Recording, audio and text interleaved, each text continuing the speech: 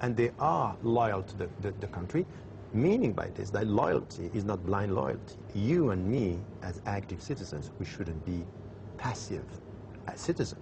If we think that the government is doing right, we say yes. If we think that the government is doing wrong, we should be critical. It's not that I'm critical towards my country and my government sometimes that I'm less loyal. The positive loyalty is always a critical loyalty. So I think that this is it. Now, if you look at millions of European and Western Muslims, they are integrated. This is over. It's post-integration. And the post-integration is one word: contribution. Give to your society. Be involved in your society. Give to the people. Meaning what? Meaning not only to give, as a citizen, it's also a philosophical and religious debate about your values, about your ethics, and then about the meaning of life, and then about consumerism, about, global warming. This is why I'm saying that the Muslims should be involved in all the social, political, and cultural discussions of their time. You have argued, and you've said, and you just repeated, that Islam is American, Islam is European, Islam is... Yes, Islam is a Western religion, and it's an Asian religion, is an African religion, and the universality of Islam is the same set of principles accepting the diversity of cultures. So when someone is coming to me and say, you know what, we are waiting for you to be integrated, I say, I'm sorry, I'm already integrated. Your mind is not yet integrating me, but I am. I abide by the law, I'm involved in the society. So beyond this now, it's really time for us to come to the discussion, and this is why I wrote this book, The Quest for Meaning, to let the people come together and say, beyond our diversity, there is we have to develop a philosophy of pluralism, understanding that we may have different viewpoints, but at the end of the day, we're just trying to solve the same essential problems in our life.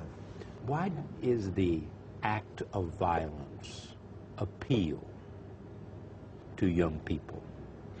For many reasons. For many reasons. The first thing that we have to say, if you come back to the Quran and you read the Quran, you cannot say there is nothing about violence. Some contextualized texts are dealing with violence and wars. And by the way, all the religious scriptures and the sacred scriptures are talking about violence. So if you come with a very literalist reading of these passages without contextualizing them, you can be attracted by saying, Islam is all about promoting, the truth by attacking an offensive jihad or qital, which is the war, the Arabic word for war. So you can take these interpretations, and then you also have a sense within the Muslim majority societies, a sense of frustration. No freedom, no democracy, poverty, no jobs, and sometimes with more sophisticated minds, the perception that, yes, the political colonization is over. The cultural colonization and still the economic colonization is still there. So it's something which is a binary vision. And the dogmatic minds, it's a question of mind, it's not a question of ignorance. It's sometimes you can be very sophisticated, very educated, but you have a dogmatic mind. And the dogmatic mind is a binary mind, is us versus them, black and white. Right. And then I'm right, so you're wrong. And I can impose onto you the fact that I'm right by any means possible.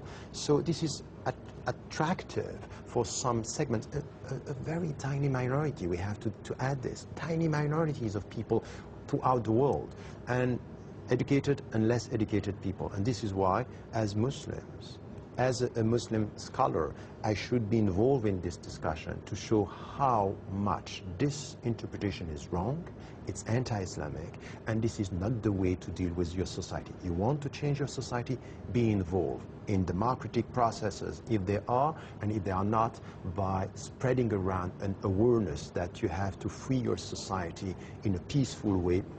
When you wanted to go to Notre Dame to accept this position, what did they say to you when they denied the visa? First, I was in Niger, and everything was sorted out. My, furniture was in the States. I had, registered my kids in schools there. And then I got a call from the American embassy in Switzerland telling me your visa has been revoked. No explanation for 2 months. And then they said, oh, Patriot Act, then you are connected. And then they changed this by saying, no, you are connected with some groups. And then I got a second, I applied These were charity groups that they thought were supporting. This came later because I went to the American embassy to apply again, and then they sent someone from the Homeland Security. I told him myself, look, I gave money to all these organizations, from Terre des Hommes in Switzerland, which is a secular organization, to some organizations supporting education in Palestine. And they made the argument that some of that money had gone to... Exactly. But the problem is that they didn't check the dates, because I gave the money 1 year before they blacklisted the organization. So it was silly. Telling me you should reasonably have known that this organization was, and my answer is, so I should reasonably have known before you that you are going to blacklist this organization. Silly and quite ridiculous. What's interesting, and I'm really fascinated by this, is how you are perceived, in a sense. People listen to what you say, and they say, there is the most reasonable man I've ever heard speak about. You know, there should be more people from every religion speaking about his faith the way you do. And then they say, and I'm baffled by this, then they say, well, but we don't really, we think that's all a front. He really believes he has these very radical fundamentalist views. Why is that, do you think? You use the word, which is the essence of the question, is trust. If you look at Islam, you know, I am perceived as a controversial Muslim intellectual, and I'm talking about this in the book Radical, What I Believe, saying, look, Islam per se is a controversial topic. If you speak about Islam, it's going to be controversial because this is a controversial topic of the day. So I'm perceived as an intellectual Muslim, and something which is very surprising is that I speak your language with your words. I have been born here. Philosophy, Western philosophy, concepts, translating from Arabic. What's that? Something should be wrong. So what I'm saying is that I'm not listened to. So some people say, oh, you may have a double talk. And my answer is, but you may have a double hearing.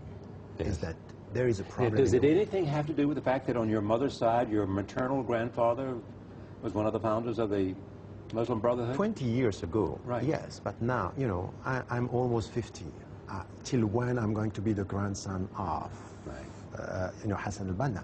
That's fine. I said about him that I'm contextualizing his, you know, life and what he did with few things you know, with some things I agree, some things I disagree. I'm contextualizing what he did in his time, but I want to be judged on what I said and what I have been doing for the last 25 years. And if you listen to the people say, we don't trust him, say, okay, come with evidences, come with proofs, what is wrong in what he said. I say, I don't know, I feel it. But this feeling is coming from a very deep mistrust between the people. It's just a Western Muslim voice speaking our language is very difficult to trust, and still, this is the future. What did Samuel Huntington have right and wrong, if anything? I think first that there are things that are right, and by the way, it's not, we reduced very often what he said about a clash of civilization. I think it's much more sophisticated than that. What he said is really that the perception of the world will be, you know, traditions and religious traditions and cultures being separated or distinguished or opposed. And this is, you cannot just say it's not happening. If you travel in the Muslim majority countries and you listen to the people, the West, them, what they want, they are talking about them. Right. You are in the West, I'm living in the West. I hear every day, day in, day out, I hear people saying, you Muslim, you the other. Even when I'm a Swiss citizen, and you know, with a European background, I'm always perceived as the other. So the us versus them and the clash. So when you hear you perceive the other simply because you're Muslim. Exactly. By the only fact that I'm a Muslim, I represent. And when you're in a Muslim country, anybody that's Western. So it's the West, is they, exactly. So we cannot, I don't call it a clash of civilizations. I call it a clash of perceptions. Some argue about Islam today. Recently, Tony Blair on this program, I want you to take a look at it. The problem is not simply the extremism. And I think one of the mistakes is in thinking that if you deal with the extremists, you deal with the problem. And my view is that the problem is actually a narrative, and in particular a narrative about Islam, that is a narrative shared by a far broader spectrum than we think. And that narrative is basically that Islam is under oppression from the West, that the West is hostile,